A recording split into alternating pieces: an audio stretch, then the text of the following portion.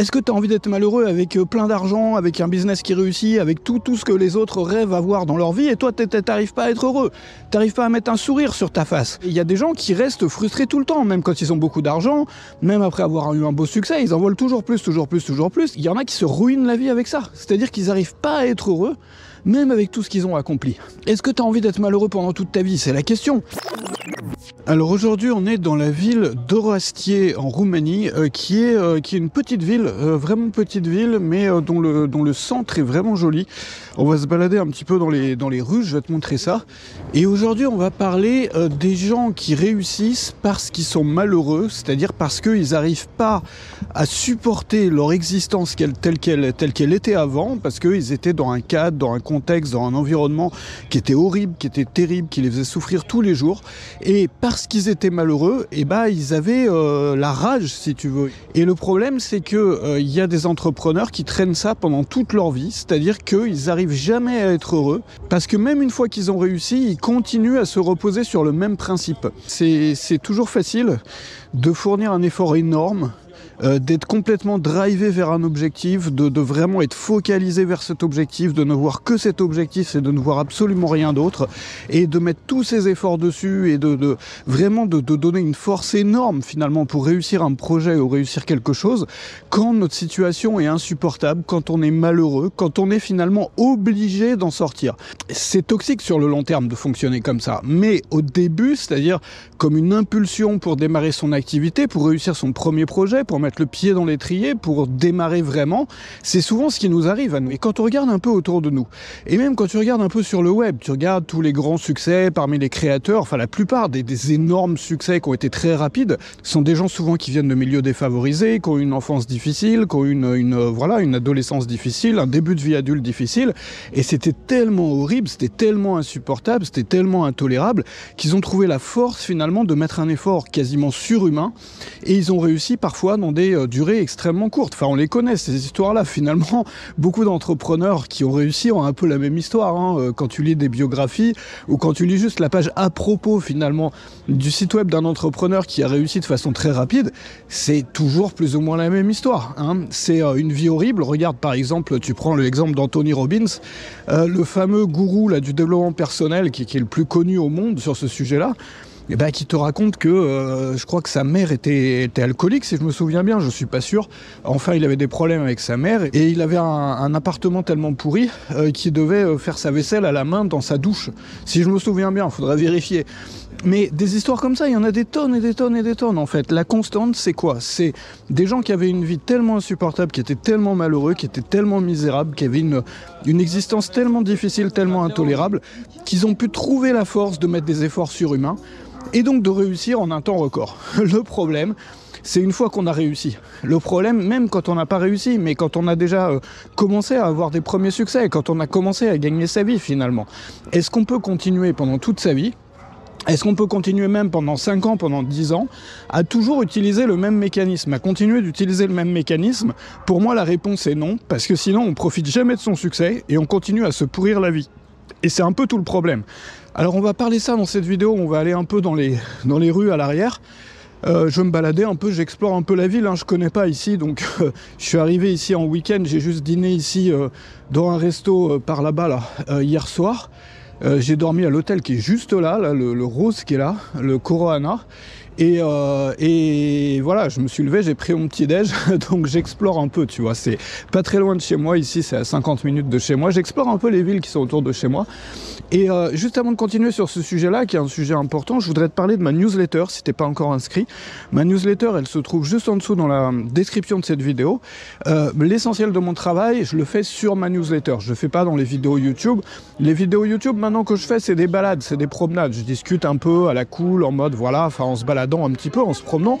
Mais si tu veux avoir mes méthodes pour les entrepreneurs, tiens, il y a un magasin avec toutes sortes de trucs de bricolage là, tu vois, c'est à l'ancienne, c'est rigolo, tu vois, c'est marrant les présentoirs comme ça. Et puis là il y a du grillage. Ah bah j'ai besoin de grillage moi d'ailleurs, C'est cher ou pas ça? Moi j'ai besoin de 600 mètres de... Ah non mais c'est du plus haut que ça dont j'ai besoin de ça pour finir ma clôture là. Bref, je te parlerai de ça une autre fois, on va se balader dans les vieilles rues, tu vois ils sont encore en train de rénover ici.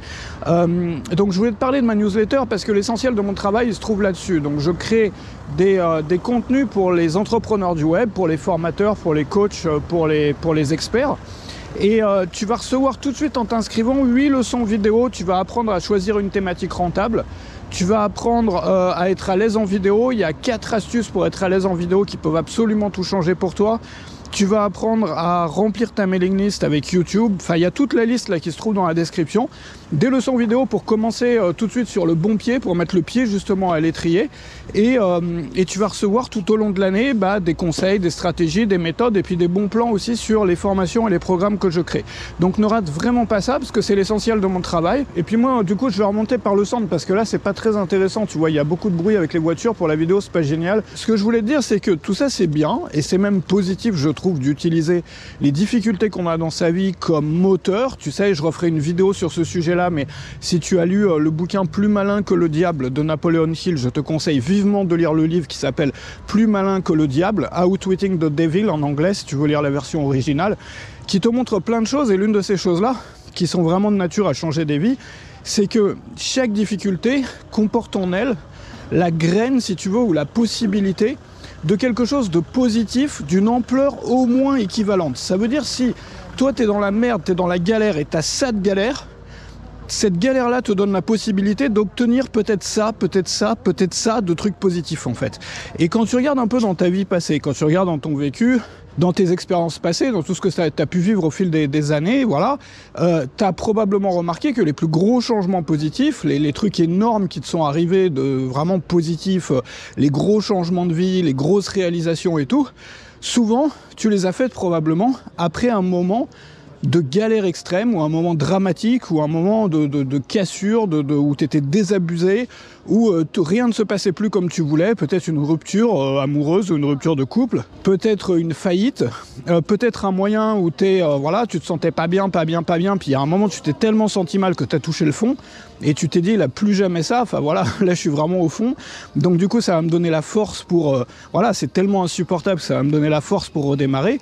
Donc si tu veux, tous ces moments-là et toutes ces choses horribles, pas top, etc., on peut les utiliser, enfin c'est vraiment un moteur énorme, c'est comme un démarreur, le démarreur d'une voiture. Et il faut les voir comme ça en fait. On peut même faire la liste, s'amuser à faire la liste de tous les trucs, on peut le faire sur papier, hein, de tous les trucs qui sont horribles, insupportables, affreux et tout dans nos vies. Construire un projet qui nous permet de nous échapper de tout ça, de nous libérer de tout ça, et se mettre à travailler sur ce projet. Et je te garantis que si tu bosses comme ça, il n'y a pas un autre projet que celui-là sur lequel tu pourras avoir plus d'énergie. Parce que tu as les raisons là pour avoir l'énergie. Enfin, tu vois, les raisons, elles sont là. Le problème, c'est quand on continue à traîner ça, c'est-à-dire à continuer à utiliser le même mécanisme pendant toute sa vie. Et là, c'est mauvais, parce que finalement, si on utilise le malheur comme moteur pour réussir ou comme moteur pour avancer ou pour avoir de l'énergie, ça veut dire qu'on ne peut pas réussir, on ne peut plus continuer à réussir ou avoir des beaux succès sans être malheureux. C'est un peu triste, hein. Sans être frustré en tout cas. La frustration, c'est quoi? C'est quand on veut quelque chose et qu'on ne peut pas l'avoir. C'est bien ça quand on démarre, mais passer toute sa vie dans un état de frustration, c'est triste. Et il y a des gens qui restent frustrés tout le temps, même quand ils ont beaucoup d'argent, même après avoir eu un beau succès, ils en veulent toujours plus, ce qui est bien, ce qui peut être positif. Mais il y en a qui se ruinent la vie avec ça, c'est-à-dire qu'ils n'arrivent pas à être heureux, même avec tout ce qu'ils ont accompli. Et moi, ce que je voudrais te proposer dans cette vidéo, c'est de travailler différemment, c'est-à-dire de vraiment prendre le recul nécessaire pour pouvoir identifier ce mécanisme, se dire voilà, oui c'est bien, c'est positif quand ma vie va mal, que j'utilise ça comme moteur pour me désembourber, pour sortir, pour partir, pour me libérer, pour construire quelque chose de mieux. Mais une fois que j'ai réussi à résoudre le problème, j'arrête de capitaliser sur le malheur, j'arrête d'utiliser le malheur comme levier, parce que sinon je vais me faire du mal. À ce moment-là, je switch sur un autre mécanisme qui est le mécanisme du jeu. C'est-à-dire que à partir du moment où je commence à réussir, à partir du moment où je commence à sortir les pieds du malheur et de ma situation difficile, je vais switcher vers un tout autre paradigme qui est celui du jeu. C'est-à-dire que je vais commencer à voir le business comme un jeu. Je vais commencer à voir mes projets comme un jeu dans lequel on gagne des points. Et donc, si je suis bon joueur, et on peut s'entraîner à être bon joueur quand on ne l'est pas, déjà de nature, bon, si on est bon joueur, on joue une partie, Et puis à la fin de la partie, on a peut-être gagné, on a peut-être perdu, c'est pas grave. Une fois qu'on ferme l'ordinateur, si c'est un jeu vidéo, une fois qu'on ferme la boîte, si c'est un jeu physique, enfin un jeu de société, on passe à autre chose. Je sais pas, on va dîner, on va se faire un tour, on va dormir, on va vaquer à nos occupations personnelles. Et ça va pas nous impacter plus que ça en fait. C'est juste que la prochaine fois, la prochaine partie qu'on va jouer, on va essayer d'être meilleur, on va essayer de s'améliorer, mais juste par plaisir, par passion, par jeu. Et l'idée c'est ça en fait, c'est que oui, capitaliser sur le malheur quand on démarre, c'est-à-dire utiliser la souffrance comme de l'essence finalement pour faire démarrer le machin, comme un démarreur, comme un propulseur, c'est ultra positif. Il n'y a rien d'autre que ça qui permet de réussir très vite et de donner des résultats spectaculaires en très peu de temps. Mais on ne peut pas continuer comme ça toute sa vie, ça serait bien triste, ça voudrait dire que tu as réussi pour rien. Ça voudrait dire que tu as mis tous ces efforts et tu es toujours malheureux.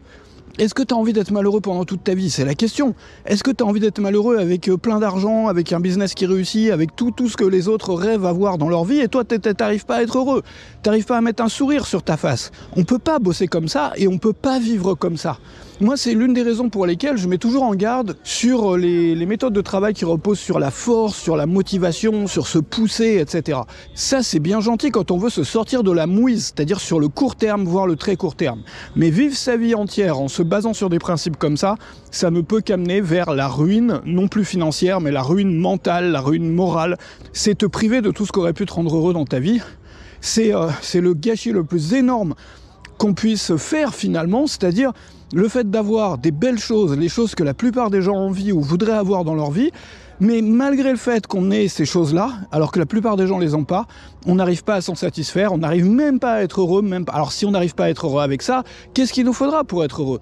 Et il y a des entrepreneurs qui se rendent compte qu'ils seront jamais capables d'être heureux. Ce sont des gens qui ont fourni énormément d'efforts, qui sont poussés, qui sont sacrifiés, qui ont fait beaucoup plus, qui ont mis beaucoup plus d'efforts sur la table que la plupart des gens, et pourtant, au bout d'un moment, ils se rendent compte, je ne serai jamais capable de devenir heureux. La clé pour sortir de ça, c'est d'identifier le mécanisme, se rendre compte que ça correspond à un mécanisme qui était bon au début, qui m'a amené jusqu'à là où je suis aujourd'hui, mais maintenant, il faut peut-être que je m'en sépare. Tu sais, il y a une métaphore, une image que j'aime beaucoup, qui était donnée par le Bouddha. Et il expliquait que ses enseignements, c'était comme un radeau. C'est-à-dire qu'imagine, il y a quelqu'un qui se trouve face à une rivière et il a besoin d'aller de l'autre côté de la rivière parce qu'il est pourchassé par des bêtes sauvages ou parce qu'il est en danger sur le côté de la rivière sur laquelle il se trouve. Donc il a vraiment besoin d'aller de l'autre côté. Et donc du coup, qu'est-ce qu'il fait? Il ramasse des branches et tout, des branchages, des bouts de bois, il construit un radeau. Et le radeau l'aide à passer de l'autre côté sur l'autre rive. Donc il est sur l'autre rive, il est libéré, si tu veux, de tous ces problèmes, de tous les dangers. Qu'est-ce qu'il doit faire maintenant? Est-ce qu'il doit continuer à transporter le radeau sur son dos parce qu'il a construit le radeau, parce que le radeau l'a vraiment aidé, parce que voilà. Et donc ça va le ralentir, il ne pourra pas vivre heureux, vivre bien de l'autre côté de la rive, tu vois. Ou bien est-ce qu'il faut qu'il se dise, le radeau m'a aidé à arriver jusque-là, maintenant j'en ai plus besoin, et il faudrait peut-être que je le laisse sur la rive, et que je marche de façon libre, sans traîner un radeau sur mon dos, que je vaque à mes occupations, maintenant que je suis sur la nouvelle rive. Et le Bouddha donc prenait cet exemple-là pour illustrer le fait que ces enseignements, comme tous les enseignements finalement, nous aident, ou toutes les méthodes, tous les mécanismes qui nous ont aidés ou qui nous aident un jour dans nos vies, ne vont pas forcément nous aider pour le reste de nos vies. C'est-à-dire qu'une fois qu'on a obtenu le but, l'objectif, qui était, si on était dans la mouise, de s'en sortir, une fois qu'on s'en est sorti, peut-être laisser le radeau sur le bas-côté, sur la rive, et puis commencer à utiliser, se mettre à chercher un autre mécanisme qui va nous aider à ce moment-là, qui va être beaucoup plus utile une fois qu'on aura traversé la rive. Et pour moi, ce mécanisme, c'est le jeu. Voilà, transformer son activité en un jeu, transformer ses défis, ses objectifs en un jeu. Alors, si tu veux avoir plein de méthodes, de conseils, de stratégies et des bons plans aussi sur toutes les choses que je crée, donc pour les entrepreneurs du web, pour les formateurs, les coachs, les experts, regarde dans la description, rejoins ma newsletter. Tu vas recevoir tout de suite plein de leçons vidéo, donc notamment pour choisir une thématique rentable, pour remplir ta newsletter, pour apprendre à être à l'aise en vidéo. Enfin, il y a toutes sortes de sujets que tu reçois tout de suite. Et puis ensuite, au fil des jours, tu vas recevoir des conseils, des stratégies, des astuces et des bons plans aussi sur les formations et les programmes que je crée. Donc n'hésite pas. Et je te remercie d'avoir fait cette petite balade avec moi. Je te retrouve très bientôt. Salut chez toi.